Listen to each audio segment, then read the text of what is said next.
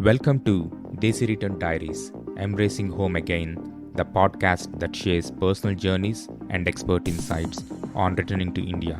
I'm your host, Avinash Pedi, here to guide and inspire you on your Desi return journey.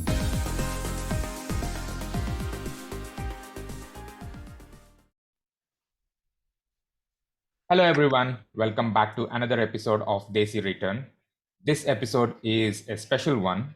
Instead of interviewing people who have moved back to India, this one I am looking forward to talking to Rohit, who is considering to move back to India. So, the thought process, people are at different stages in their planning for the return to India. So, I thought this would be an interesting topic, and I really appreciate Rohit for you to taking the time and sharing your thoughts with our audience here. So, with that, welcome Rohit to the show.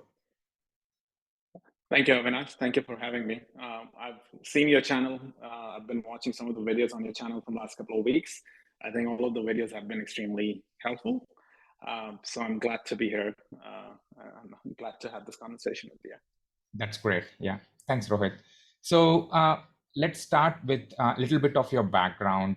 Your academic, when you moved to US, a little bit, you can set the stage for the audience. Yeah, sure. Well, I did my undergrad in computer science. I think for most of the folks, and back in 2007, 2008, I completed my undergrad at that point. Worked in India for 1 year, one of the consulting firms as a software engineer. Then 2008, I came to US for my master's, graduated in 2010. And then I think luck would have it, I got an opportunity to work in one of the management consulting firms, one of the big four management consulting firms as a product and project manager. I worked there for 4 years.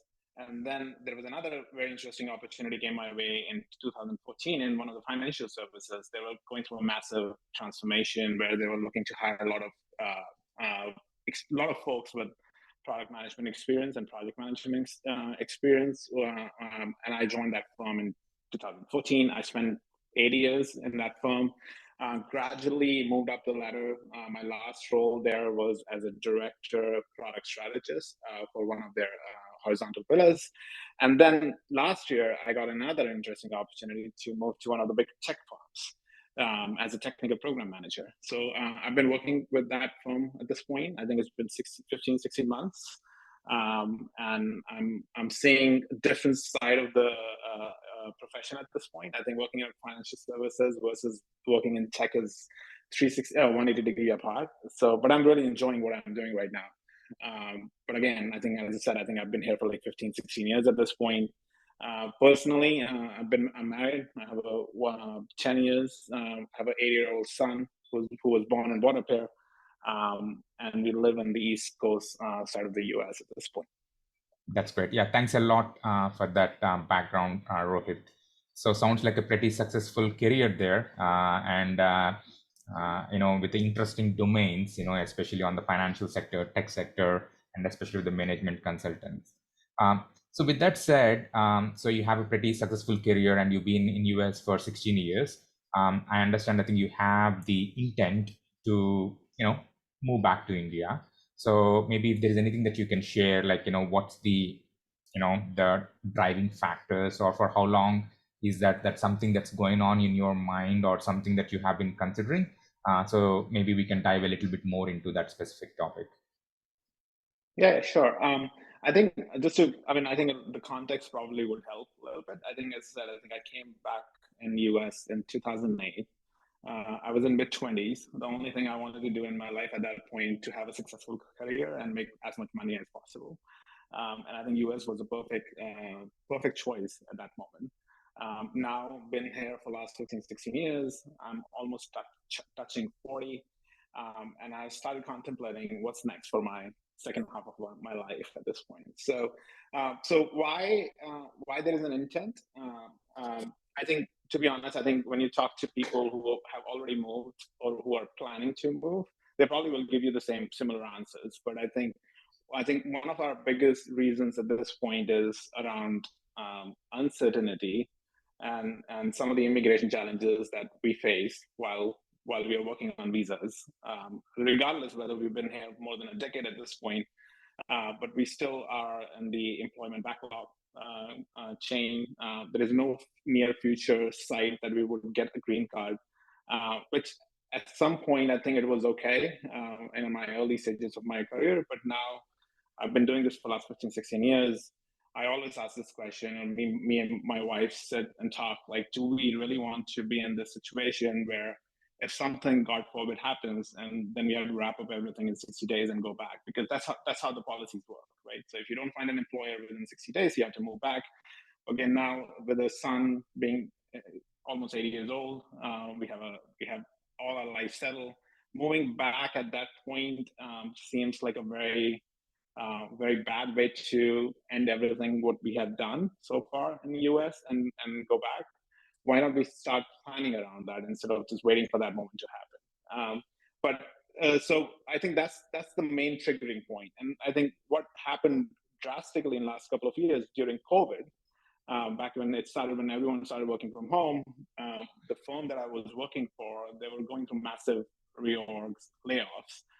Luckily, I was not part of the list, but I think every 3 months there was a new list coming out and people were getting laid off. And it was a highly stressful time at that point. And I think that made me start thinking whether all this staying here are worth it, whether you want to make more money is more important at this point versus having a little bit of a sanity and stability in your life.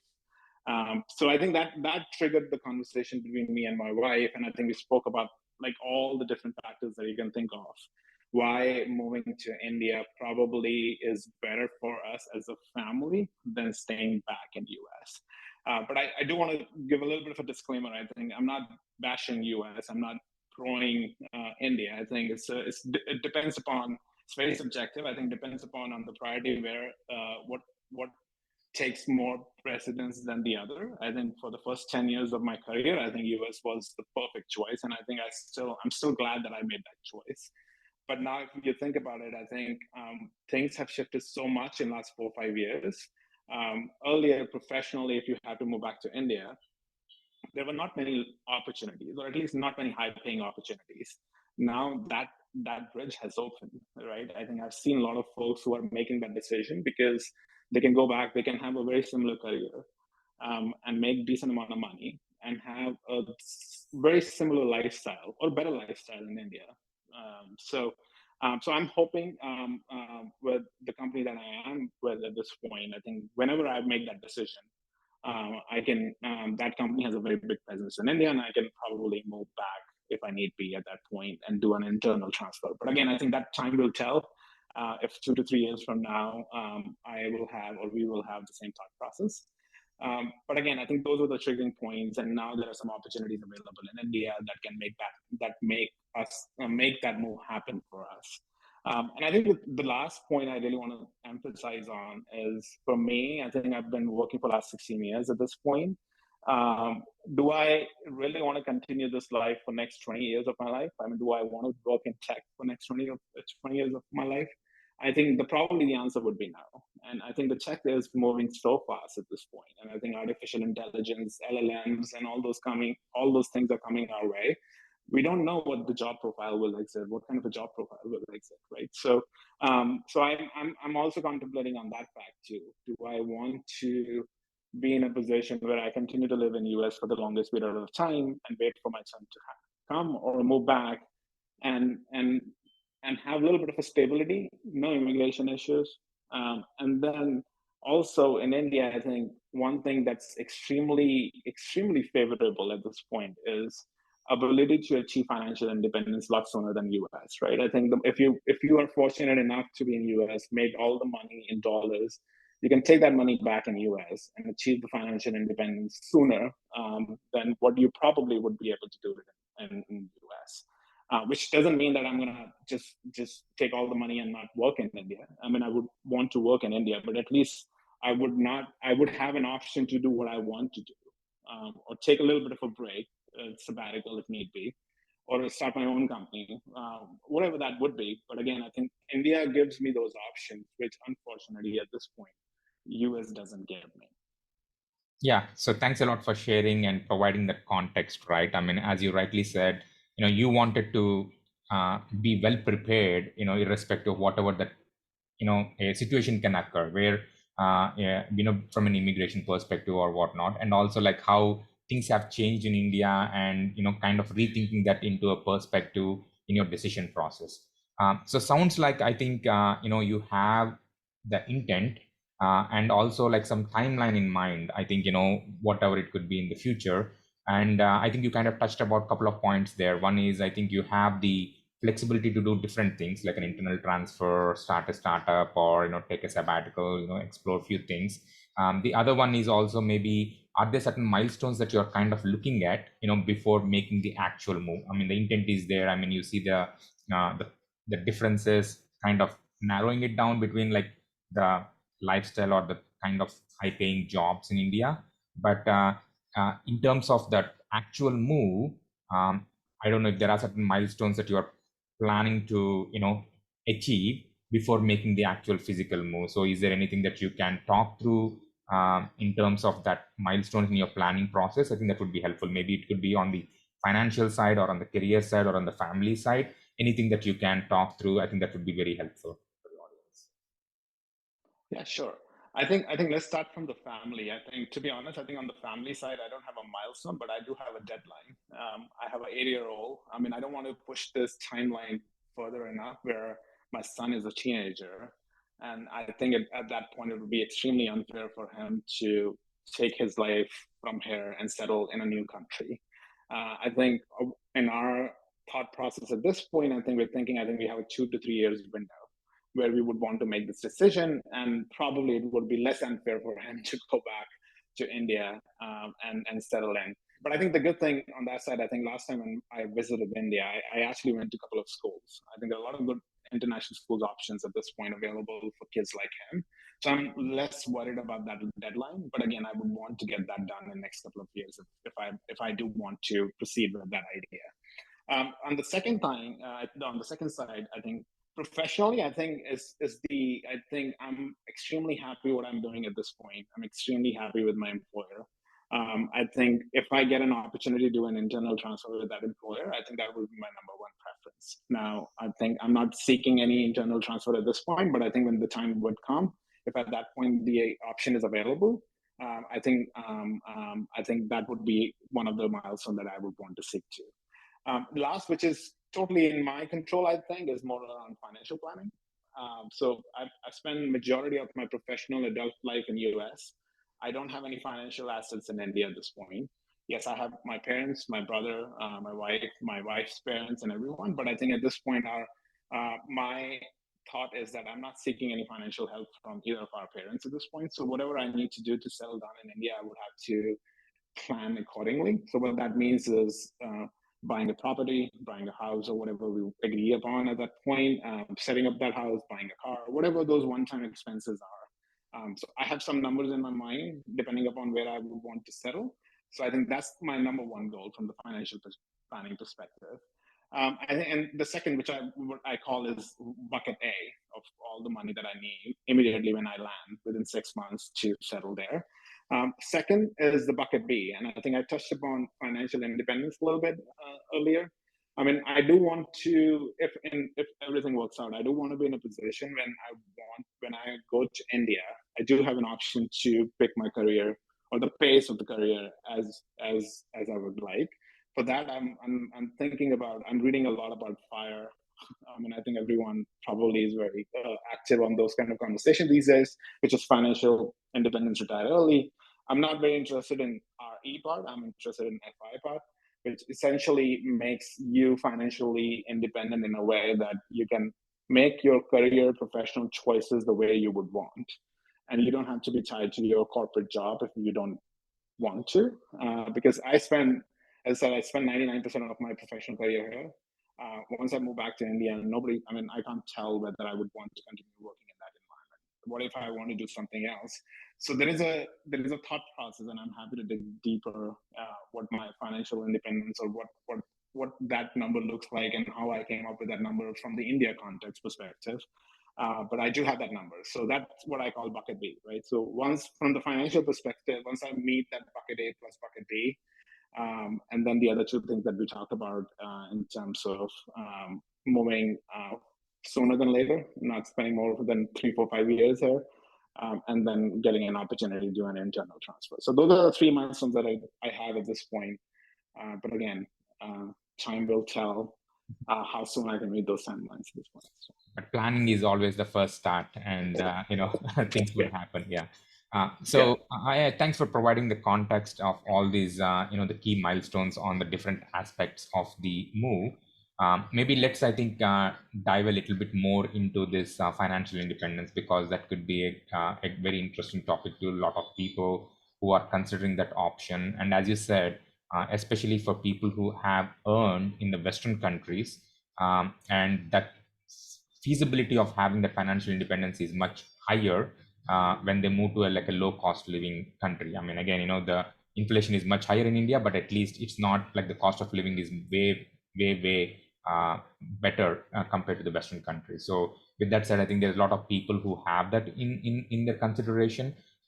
So if you're okay, I mean, let's dive that into a little bit, the number, from an Indian context, how did you come up with some numbers, and what's your perspective? So it would be good to get a little bit more details if you're okay to share that. Oh yeah, sure. I'm actually really excited about this conversation because I read a lot about this from the last couple of years. Because again, I think, and the reason I started talking about this a lot with my friends and colleagues in the last couple of years, because when you have this thought whether you would want to do corporate job for the rest of your life, for most likely the answer always comes in my mind is no. And if you don't want to do that, then what you would want to do is you want to make sure that you have enough financial stability in your life that can give you an option not to pick that corporate job for the rest of your life. So interestingly, I think when I started talking about this or started asking people around me, so there were like 3 different types of answer I got. One, when I asked them, hey, what do you think, how much money you need to quit your job today and do nothing? And most likely the number came out was extremely absurd. Like if people were in US, they was throwing out number like 5 million, 10 million, some actually threw 20 million, depending upon where that person says. Like I know this guy who is in Bay Area and he wants 20 million before he retires. And I spoke to a couple of folks in India and they had like 20 crores, 50 crores, whatever that number is, which kind of didn't make sense because I kind of understood what kind of expenses they have. Like if you're spending 100K every year, you don't need $10 million to retire. That's a simple math. But again, I think we'll come to that. The second category of the people were, well, I need 2 million or 5 crores because my expenses are 1 lakh. And how are you going to get those 1 lakh? I'm going to put those 5 crores in fixed deposit. My interest is going to be 5%. That's 25 lakhs. I'm good for the rest of my life. That's again a very conservative approach. People are not thinking about inflation. What are the nominal returns? What are the real returns? So that again didn't convince me that it's the right approach. And the third category of the people were like, why are you even asking this question? Well, I mean, aren't we supposed to work till 60? I don't think that's an option to retire early at this point. So these were the majority. These were like a 95% of the people that I've spoken to, and their answers were like in one of these 3 buckets, which kind of didn't align with what I was looking for. So when I started digging deeper more, and then at that point I stumbled upon FIRE, F-I-R-E, which basically is financial independence retire early, that you can figure out or you can achieve financial independence by choosing none of any of these 3 options, which basically means you need to come up with a portfolio, if that invested wisely, can give you returns that can be sustainable for life. Right. So essentially, that's the definition if you think about it in very high level terms. So there was a research that was done in the US but decades ago, what they call Trinity study, which I'm probably you're aware of, is 4% withdrawal rate. People talk about that all the time, that if you have a portfolio of, as an example, 10 crores, you can withdraw 4%, which is what, 25 lakhs or whatever that number comes out to be. Or 40 lakhs, sorry, and you can withdraw that 40 lakhs for the rest of your life, and you're good to go. You don't have to do anything about this, and you don't have to work for the rest of your life. But again, I think that the study was done for US with some assumptions made. One, that the person who's retiring is not an early retiree. That person is probably in late 50s or early 60s. Plus, they were getting retired in the US, which is far more stable and developed economy. So, and also when I started reading recently, within the US also, I think now they're saying that the 4% might actually be very optimistic. And now they're targeting 3.5 or between 3.5 and 4%. So, I mean, if you take all that into account, and if you go back to from the India context perspective, and let's be more conservative, and let's say, well, 3.5 and 4% seems too optimistic for India. I think there is a number being discussed, which is 30x multiplier, which is nothing but a 3.3% withdrawal rate, right? So if you take that into account and say, if I have 30x of my annual expenses, then I can also achieve financial independence in India, right? So what that means, and let's take a use case here where we have a family whose monthly expenses are 1 lakh. Their yearly expenses would be 12 lakh. 12 lakh into 30x is what, 3.6 crores. So if you have 3.6 crores, then you can achieve financial independence in India too. Now you can be more conservative. You can, instead of 30x, you can do 40x, whatever that number suits you. But I think 30x seems to be an agreed number that I'm hearing in different forums at this point. But I think one thing I'm seeing missing in some of these conversations is nobody's actually talking about inflation. Nobody's really talking about real returns versus nominal returns and how your 3.6 crore portfolio needs to be invested, right? So if I take that approach and I put all my money in fixed deposit, which gives me 6%, and India inflation is 7%, I'm essentially getting a negative -1 return, right? -1 return at this point. So my portfolio is not going to last 30 years. Forget about 30 years. It's going to last less than 30 years, right? If you're counting inflation. But people don't talk about that part very much, right? In order for, so as you study more and more, and I think we can dig deeper, but I think in order for you to withdraw any X% from your portfolio, you want to make sure that your portfolio return minus your inflation is more than whatever you want to withdraw, so that your capital remains intact and your portfolio keeps growing by inflation with whatever withdrawals you want to take to. So in this example, if I want to withdraw 3%, I want to make sure my portfolio will give me at least 10% because India inflation is 7% in this scenario. So 10 minus 7 is 3. So if I withdraw 3% out of my 3.6 crore invested in a portfolio that gives me 10%, then theoretically I should be okay, right? So I think that's the theoretical part, but it's extremely difficult to achieve that unless you have a good understanding of where you want to invest this money, right? So I'm a big believer in stock market. I'm a big believer in index investment, index fund investment. I don't pick individual stocks. I don't think I have the capability to figure out what stocks are better than the others. I would rather have a much more passive approach in this. So from the India context perspective, if you have a portfolio where you have invested 60-70% in your index Nifty 50 or Nifty Next 50, and remaining 30-40% in the other assets like debt, fixed deposit, then the combination of those two historically has given more than 10%. And which basically means that your real return becomes more than 3%, which you can withdraw for the rest of your life without touching your capital. And without getting worried about running out of money in your late decade of your life.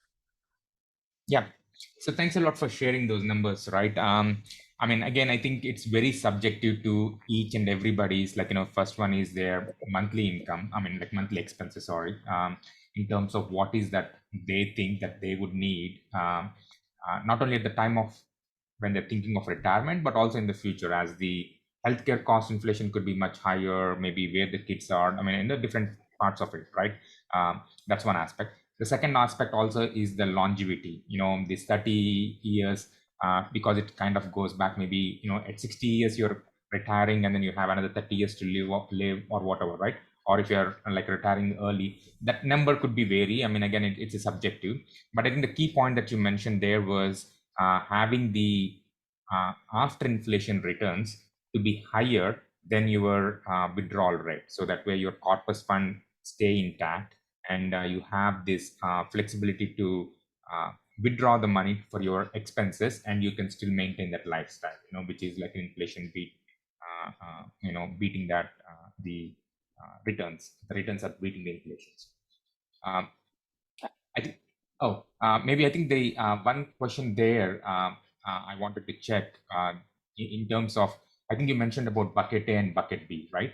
So definitely there is this ongoing expenses which is much more like a recurring, but also there is like a one time, like the house, the vehicle, or it could be any different aspects of it.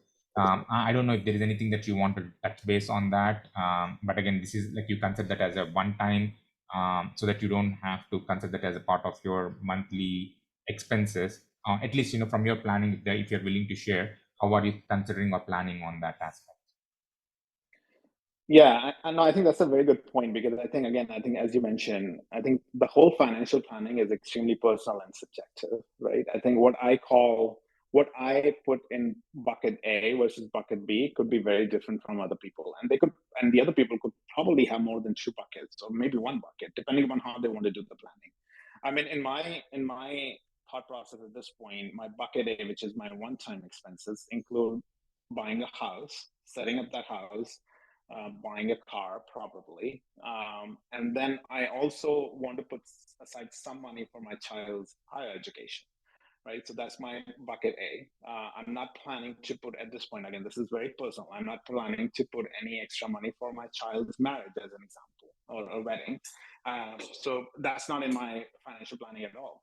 But for some people, like if they have children, if they have daughters, they might want to put some of that money in their bucket A. So I think that's my thought process at this point, and especially I think it's extremely important for people like me, because we don't have any financial assets in India. So I think the first thing that we want to make sure is that before we make that decision, this bucket A is sorted, at least in the first 6 months, because you don't want to get into the position where you're already in mid 40s and you're going back, and then you're taking a massive loan in India for buying a property, and then again getting into that rat race where you have to spend like 10, 15 more years to pay that loan. And with the caveat now, real estate in India is extremely expensive, especially in the last couple of years. So I would highly encourage people to do very thorough research where they want to be. And it varies a lot between tier one and tier two cities too, right? Like cities like Delhi, Gurgaon, Hyderabad, Bangalore are massively expensive at this point. So the numbers probably have looked a lot different today, to be honest, which the number that I had a couple of years back, because of this massive real estate inflation. But I think going back to the recurring expenses, that's, again, I think it's extremely subjective. But I think one thing I really want to emphasize on, two things. One, when we talk about our monthly, I mean, we took a use case where we said 1 lakh per month an expense for a family, right? When we talk about 1 lakh, I mean, not all that 1 lakh is your needs, right? We need to be very cognizant of the fact that some of that money is very essential to survive, which what I put that into a need bucket. And the other side of the money is good to have, right? Like shopping, eating out, ordering, traveling, like all those kind, buying electronics, whatever that is. That's not, I mean, that's good to have, and that's what I call in want bucket, right? So, and let's say, again, from a very simplicity perspective, in this particular example, if I say out of that 1 lakh, I need 50,000 per month to survive, because if I don't have 50,000, I can't run my house, I can't feed my family, I can't do the essential things. Rest 15,000 rupees is all for wants, right? Shopping, traveling, whatever that is. Again, this 50-50 ratio could be very aggressive. It could be 75-25, whatever that is. The reason I'm emphasizing on this point, Avinash, because what happens is we get so fixated with this whole withdrawal rate, Yeah. right? That, hey, I can withdraw like 3% every year. Well, you're not going to withdraw 3% every year. If the market does not do well in your previous year, you don't have to withdraw 3%. You would, in this case, 50% is your need. So I would not withdraw 3%. I would withdraw 1.5%, because I know market just took a hit. I'm not going to take 3% out of it, but I would want to survive for the next year. So I would withdraw half of the money that I need, because that is good enough for me to survive, right? And similarly, if the market massively does a better job, you can always add more in your want bucket, right? Depending upon what your calculations looks like. But I think people really don't talk about this much. So I think I really want to focus on that because it's not a systematic withdrawal rate, or it's not fixed withdrawal rate. It's a dynamic withdrawal rate, and you have to evaluate every year depending upon what market did and what money and what is important. And the second thing, I was talking about real returns, right, and inflation adjusted returns. Now, and I gave an example where I'm probably okay with having a little more risk profile in my portfolio, which basically means 60 to 70% stocks and 30-40% debt and fixed deposit, which gives me 10% theoretically return. But if you don't want to do that, and if you say, hey, Rohit, I'm not going to do that, and there are a lot of people who probably say, I'm going to just do 100% debt or 100% fixed deposit, then you have to think about what that real return looks like. If you look at the numbers at this point, debt gives you 7 to 8%, right? And your inflation is around that point. So that means your real returns are 0%. And now 30x number is not going to work for you, right? Now you need 40x or 50x, whatever that time horizon you're looking at. If you're 40, you want to plan till 100 or 90, then the 30x number is not going to work for you. So I think risk profile is extremely important. So how do you invest your portfolio is extremely important, and also have a very good understanding of what on your expenses, what your needs and wants are. That can also help you understand how much money you need.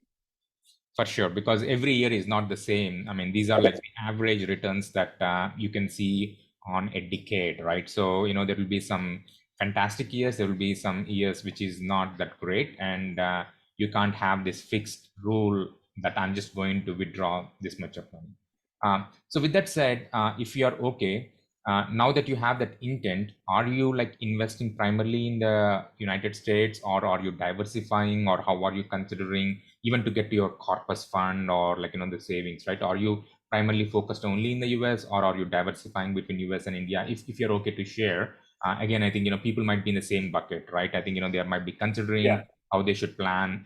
If you're okay, if you can share that, I think that would be helpful too. Sure.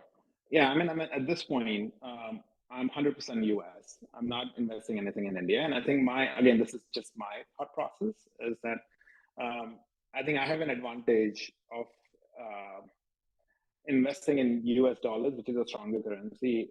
And if you think about it, I think there is a 3 to 4% markup every year happens, right? I think what that means is rupee loses 3 to 4% of its value against dollar every year, right? Historically, if you look at it at this point. So I'm not looking to invest in Indian rupee or Indian market yet. But having said that, within the US, I'm not 100%, whatever my stock portfolio looks like at this point is not 100% US. I think I have diversified X% in the US versus X% in emerging markets, and emerging markets by default covers India. I think the challenge, Avinash, I have, and I think probably you would understand this too, is when you invest in US, you have an option to invest in your retirement accounts, which is your 401k and IRAs and HSAs and all those kind of good stuff. And also you have an option to invest in your regular taxable brokerage account. So at this point, I think my investments are in all of them, right? So I have decent amount of investments in the retirement, in the 401k, and I have decent in the taxable. I think what I'm trying to figure out at this point is how to evaluate how much money I can take from my retirement account before my actual retire age comes into the play, right? So what that means essentially is whatever money I have in my non-retirement accounts, that's easy. I mean, I would probably in my first 2 years of move in India, when I had that RNOR status, I would move all my assets to India and probably use that for my bucketing, which we were talking about, which is basically buying houses and setting up houses and all that kind of good stuff. But again, I think the other bucket, which is your monthly expenses or recurring expenses, I need to figure that out with an assumption at this point that let's assume that I don't work in India at all. So I'm still figuring out what that would mean. I think I've done some research in terms of how can I use my 401k, convert that into IRA, and maybe to take some systematic withdrawals from IRA to convert them into Roth and take that Roth money to India. But again, I think there are a lot of tax implications in this. And I'm learning and digging deep more every day on that. I think that's one part of the puzzle that I haven't figured that out yet. But again, that's another cautious I would do. But when I started planning for this, I underestimated the tax implication of retirement accounts, especially when you want to use that money in India, and when you want to use that money in India before your actual retirement. If you want to do it after retirement age, probably it's not going to be that complicated. But if you want to do it before you turn 60 or 59 and a half, whatever that retirement age is, yeah, you want to make sure that you account for taxation on both countries. Yeah. So again, thanks for sharing that. So maybe a couple of points that I want to add on from my perspective on this conversation. I think your personal preference is to invest in US, which is what I have done even before moving. But one thing I think what I can tell is, especially on the real estate inflation, right, especially in the tier one cities, if you have any intent, it might be something worthwhile to look into investing that even before moving, right? In the sense that because the inflation there, you're looking at much higher rate even after you consider after the deflation, right? For example, the depreciation of US dollar to INR, even when you take that into consideration, the investment in the real estate could be a uh, uh, different profile if you do it early. That's just one point that I wanted to add on. Again, nothing to do with the stocks, nothing to do with the regular investment vehicles, only on the real estate, because the inflation is just so high on that particular asset class in India. Even after the depreciation of the rupee to US dollar, it still could be a better option to consider that. So it's something worth exploring for the people who have that intent. That's one point I wanted to make. And the second point, as you mentioned, especially for the retirement accounts, there's a lot of this tax planning that's required. I mean, it's not as easy as you can withdraw because there is a penalty. And I think as you're mentioning, the RNOR status, right? Residents, not ordinary residents. So especially this is something that you can avail, especially if you're living outside India for 10 years and you're eligible for this particular status for 2 years or 3 years, depending on the timing of the move. The good thing is, I think the global income is not taxed in India. So that is the beauty of that RNOR status. But in the 401k funds, like our IRA funds, you would pay the 10% penalty. But because you're not working in US, for example, you don't have to pay a higher tax bracket, and also you would be in an advantage in India, so you don't have to pay taxes for this global income. However, after that RNOR status, if you try to withdraw to maximize the tax savings in US, you might have to pay taxes in India. So that's one aspect. The other aspect is Roth IRA. Even the US considers the Roth IRA, which is the tax-free growth of your investment. However, I don't think India considers that as the same way. That's, I think, another gray area where, if you're living in US, you can plan it as like when you convert to Roth, all the growth on that is tax-free, which is awesome, right? But however, if India is not considering that and you have to pay taxes, that does not give any advantage from a tax planning perspective. So I know there are some gray areas how India treats the Roth IRA accounts, and is it better to withdraw the entire amount if you don't have any intent to come back to US, or do you want to withdraw later? I mean, it also depends on if the kids are planning to come back to US for study. Maybe you can use for that at that time. So there are these lot of things which are very subjective, which are very personal to consider and how to plan for that. I just wanted to mention those 2 points just so that I think audience have a different perspective to the points that you mentioned there, Rohit. No, those are very good points, and I think I've been thinking about that for a while. And I think it add to the complexity here. I think it's just not 401k, IRA, Roth IRA. I think we have an HSA account. For my son, I have a 529 account. So I have to figure out all that kind of stuff, like what makes more sense. And I think the other challenge I'm thinking is that RNOR is a temporary status, right? It's 1 to 2 years, depending upon like how long you've been out of the India. But I think depending upon my situation, I'm guessing it's going to be 2 years for me. But within those 2 years, if you want to move all your funds from US, you essentially have to liquidate them. You have to sell all of that. And you have to bring that money to India. But now, within those 2 years period of time, who knows how the market would be? Exactly. right. So I mean, it's a massive amount of judgment that you have to do at that point, whether it makes sense. And again, as you said, Even if you don't do that, you have to evaluate and compare like both A and B options, which makes more sense and which are more tax efficient. Whether you keep it there, take, as you said, 10% penalty and then take the money out, or when the time comes to take it out at that point and then pay taxes in India. So yeah, so I think that's the part of the puzzle. I think I have to figure that out, because again, that's an extremely important part of the financial planning too. Yes. So Yeah, definitely. So yeah, thank you very much, Rohit, for getting a lot of details in the financial part of the planning, like how you are considering about that milestone for the move. Um, I know, I think we have covered quite a few things on the planning side. Is there anything that you want to communicate or tell the audience that we haven't covered as part of your plan to move back? well, I mean, the only thing I would say is, I mean, if there is an intent, I would really dig deeper why there is an intent and why you want to move back. And depending upon your situation, how old are you, or what's your family situation? Do you have children? Do you have any family members in US or not? I would really emphasize and start spending more time talking to your partners and figure out whether what's the right move for the next couple of years gonna be. Because as we talked about a couple of things, this requires massive planning, and especially for people who've been here for more than 10 years. Well, if you came here for like 2 or 5 years, I think probably from a financial planning perspective, it might be a lot easier. But if you spend the majority of your career here, it's going to take a good amount of time. So I would give at least 2 to 3 years to figure all this out before you make that decision. Completely agree. I mean, I can tell from my personal side. I moved to US after education, right? So I never worked in India, so I don't know the financial system there, the taxation, the tax planning.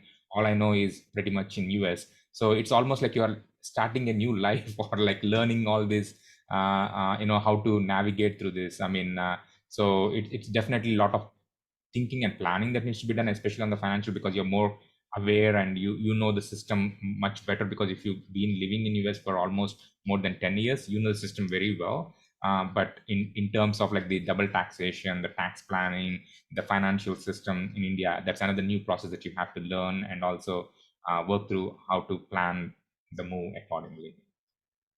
Yeah, and I think one other thing I'll just a little bit of a cautious is that I speak to a lot of people who've been in the US for the last 10, 15 years, and I think this number has gone up significantly large in the last couple of years due to COVID and massive layoffs that had happened in our industry.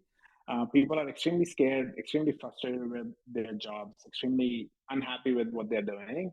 And by default, the only option in their mind comes is, well, let's just move back and let's just leave this corporate life and let's just start from beginning. I would be very cautious of making that decision, because then you're just running away from one thing to another. I think if you want to go back to India, if you want to move back to India, thoroughly think about what is the rationale behind you want to move back to India. Is it family? Is it professional career? Is it financial independence? Whatever that is. But just don't make this decision if you're just unhappy in your job. I think you can always find another job, or you can move to another Western country. Like, put those options ahead of before you make a decision of like moving everything from here to India, because I'm seeing that trend as well. Yeah, that's very fair point. And I think if possible, and if we have the flexibility with the work, it's better to spend a month or two living in India, not like visiting India, like, just rent a place, you understand the day-to-day stuff. But I think it's a very important point. Just don't make a hasty decision that you're moving from this problem, and, there could be, it's not a well thought out move, and it might not land successfully, or it's not a soft landing. Yeah, yeah. And also, if you have children, I highly suggest go visit the schools in whatever city you're planning to retire, or whatever city you're planning to move to. They're massive. I've seen drastic changes in school. I remember my school days, which was 20 years back. Now the schools look very different. They have a very different curriculum. There are international boards. There are different types of boards that can cater to depending upon what the requirements are. And take your children along with you. Let them see what the school looks like, let them absorb. I went to a couple of international schools. I can tell that I was a little more confident that my son can actually be a little more less unsuccessful in that kind of an environment versus if I send him to like a CBSE. Again, this is my approach, but again, I think that's another important factor that you would want to evaluate. For sure, definitely. Yeah. Everybody in the family has to be happy with the move. Yeah, exactly. Yeah. Yeah, it's not about us; it's about everyone, right? So. Yeah. So yeah, I think that's a lot of valuable information there, Rohit. Is there anything that we haven't covered? Anything that you wanted to highlight before we wrap up? No, I think we covered a lot of stuff. So, Avinash, again, thank you for setting this up. I'm hoping some of this would be a valuable information for folks who watch your channel. Good luck with everything in the future. But if there are any comments on this video when it gets live, if we need to dig deeper, I'm happy to have that conversation too. Yeah. Thanks a lot, Rohit, for taking your time and providing the valuable information regarding your planning or your intent to move and how you're planning about it. I know different people are in these different phases, so I definitely feel this could resonate to some of the people, some of the audience who are in the same boat. And I really appreciate you taking the time. And based on the feedback from the audience, if needed, we can do a follow-up, conversation on that specific topic. And thanks Sounds again, good, and Avinash. have a great day. You too. Thank you. Bye-bye. Thank you all for joining us on this insightful journey of Desireturn. If you enjoyed this episode and want to explore more stories and expert advice, make sure to subscribe and hit the notification bell. Don't forget to leave a comment below with your thoughts and experiences. By the way, check out the links in the description below for our Facebook group and social media for updates and engaging discussions, as well as connecting with fellow Desireturners.